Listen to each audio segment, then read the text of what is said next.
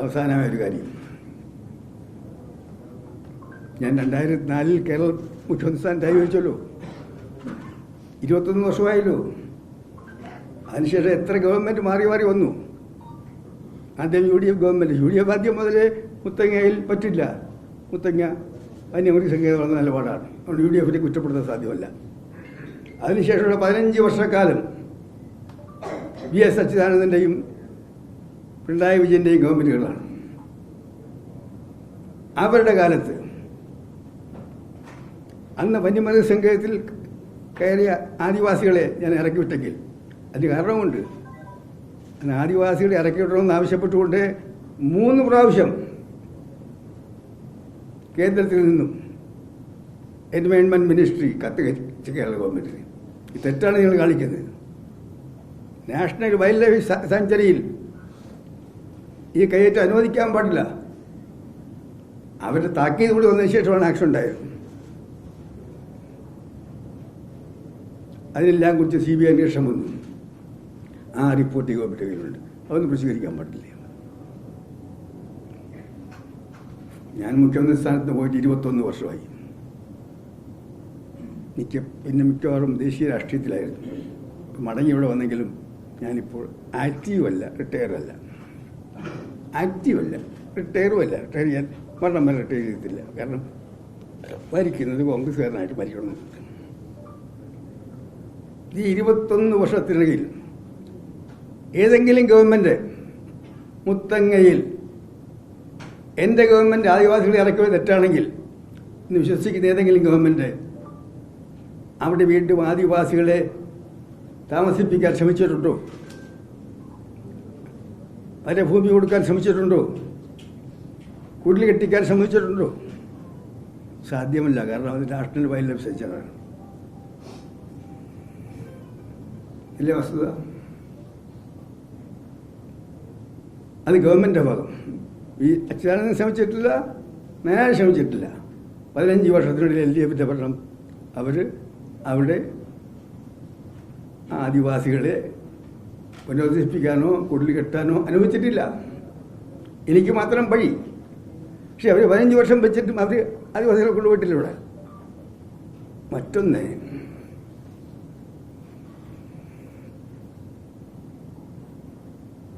ഞാൻ മുഖ്യമന്ത്രിയായപ്പോൾ ദേശീയ വൈൽഡ് സാങ്ച്വറിയിൽ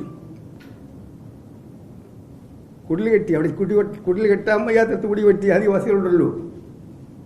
ഞാൻ മുഖ്യമന്ത്രി സ്ഥാനത്ത് വന്നതിന് ശേഷം 21 വർഷത്തിനിടയിൽ ഏതെങ്കിലും ആദിവാസി സംഘടന മുത്തങ്ങയിൽ കുടി വെട്ടിയിട്ടുണ്ടോ? ഏതെങ്കിലും ഒരു ആദിവാസി സംഘടന അവിടെ വീണ്ടും ഒരു കുടിൽ കെട്ടൽ സമരമായിട്ട് പോയിട്ടുണ്ടോ? ഇതല്ലേ സത്യം? ഈ സത്യങ്ങൾ ഇരുന്നിട്ടും 21 വർഷമായിട്ട് പിന്നെയും തന്നെ ആവർത്തിക്കുകയാണ്. ഞാനാണെങ്കിൽ ഡൽഹിക്കും പോയി. പിന്നെ കാര്യങ്ങൾ പറയാൻ ആരുമില്ല. ഇന്നലെ ഇത് തന്നെ ആവർത്തിക്കുന്നു. അതുകൊണ്ടാണ് ഞാൻ നിങ്ങളെ ഇന്ന് വിളിച്ച് പറയാൻ കാരണം. ഒന്ന്, നയനാർ നിയമിച്ച ഭാസ്കരൻ നമ്പ്യാർ കമ്മീഷന്റെ റിപ്പോർട്ട് പുറത്തുവിടണം. എൻ്റെ കാലത്ത് ഉണ്ടായ CBI എൻക്വയറി, അന്ന് വാജ്പേയിയുടെ ഗവൺമെൻറ്റാണ് കേന്ദ്ര ഗവൺമെൻറ്. ആ CBI എൻക്വയറിയുടെ വിശദാംശങ്ങൾ ജനസമക്ഷം നൽകണം. ഇത് 2 മാത്രമാണ് എൻ്റെ അക്ഷരത്തിന്. മറ്റൊന്നും പറയാനാണ് ഞാൻ വിളിച്ചു കൂട്ടിയത്.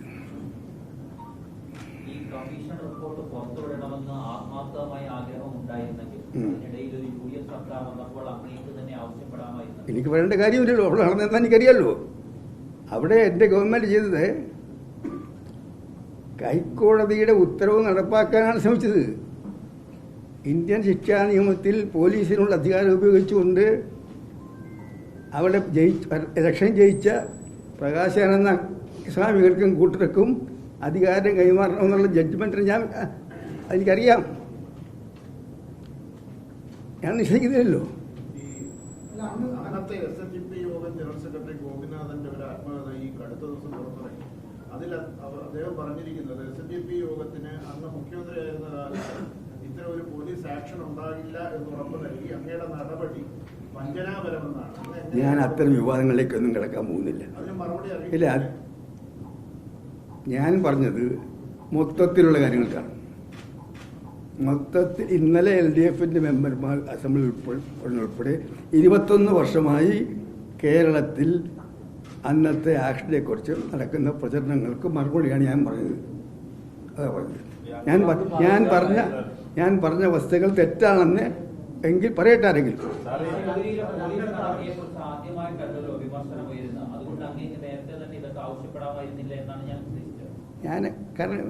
ഞാൻ എൻ്റെ കാലത്ത് ഒരുപാട് കാര്യങ്ങൾ നടന്നിട്ടുണ്ട്. ഞാനൊന്നും മറുപടി പറയാറില്ലല്ലോ.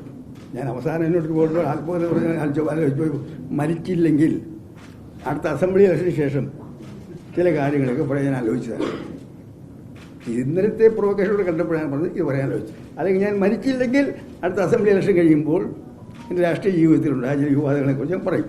സാർ, ഈ അങ്ങ് തന്നെ ഈ 2 നടപടിയെ സംബന്ധിച്ച് വ്യക്തിപരമായ ദുഃഖമുണ്ട് എന്ന് പറഞ്ഞു. അതായത് ഒന്ന് ശിശുരി മഠത്തിലുണ്ടായ സംഭവവും മറ്റൊന്ന് ഈ സംഭവവും, ഈ മുത്തങ്ങയിലുള്ള സംഭവം. ഒപ്പം തന്നെ അങ്ങ് മുഖ്യമന്ത്രി ആയിരുന്നപ്പോഴാണ് മാറാട് കലാപം നടക്കുന്നത്. തമിഴ്നാട് ഇന്റലിജൻസ് വിഭാഗത്തിന്റെ മുന്നറിയിപ്പ് ഉണ്ടായിരുന്നു, പക്ഷെ കലാപം ഉണ്ടായി. അതിൽ വ്യക്തിപരമായ ദുഃഖമുണ്ടോ? ഞാൻ ഇന്നലെ പോലീസ് മന്ത്രിയും മുഖ്യമന്ത്രിയൊക്കെ ആയിരുന്നു, അതുകൊണ്ടാണ് ചോദിക്കുന്നത്. അങ്ങയുടെ ചോദ്യത്തെ ഞാൻ ഒഴിഞ്ഞു മറന്നില്ല. പക്ഷേ ഇന്നലത്തെ ചർച്ച ഞാൻ പറഞ്ഞു. മാറാടിനെ കുറിച്ചും എൻ്റെ കാലത്ത് പോലീസ് എൻക്വയറി വെച്ചിട്ടുണ്ട്. ആ പോലീസ് എൻക്വയറി റിപ്പോർട്ട് ഈ ഗവൺമെൻറ്റുകളുണ്ട്. എന്താണ് മാറാട് നടന്നത് ആ റിപ്പോർട്ടും പുറത്തു കൊടുക്കും. എൻ്റെ അഭ്യർത്ഥന താങ്കൾക്ക് എൻ്റെ കാലത്ത് നടന്നുള്ള ഇതെല്ലാം ഇതുപോലുള്ള ആക്ഷൻസ് എല്ലാം ദുഃഖം എനിക്ക് ചെയ്യും. പക്ഷെ ഭരണാധികാരികൾക്ക് ചിലപ്പോൾ അവർക്ക് ചില കടമകളുണ്ട്. കടമ നിർവഹിക്കേണ്ടി വരും. അധികാരത്തിലിരിക്കുമ്പോൾ പലപ്പോഴും ഇതുപോലെ സംഭവങ്ങൾ ഉണ്ടാകും. ഇപ്പോഴത്തെ ഗവൺമെൻറ് തന്നെ ഇപ്പോൾ അയ്യപ്പ സംഗമം നടക്കാൻ പോകില്ലേ? പമ്പ മുതൽ മരക്കൂറ്റം വരെ വനിതകളെ കൊണ്ടുപോയി നടത്തിയ ആൾക്കാരല്ലേ. ഞാൻ അതിലേക്കൊന്നും കിടക്കാൻ ആഗ്രഹിക്കുന്നില്ല. അത്രയും വിവാദങ്ങളിലേക്ക് പോകണ്ട.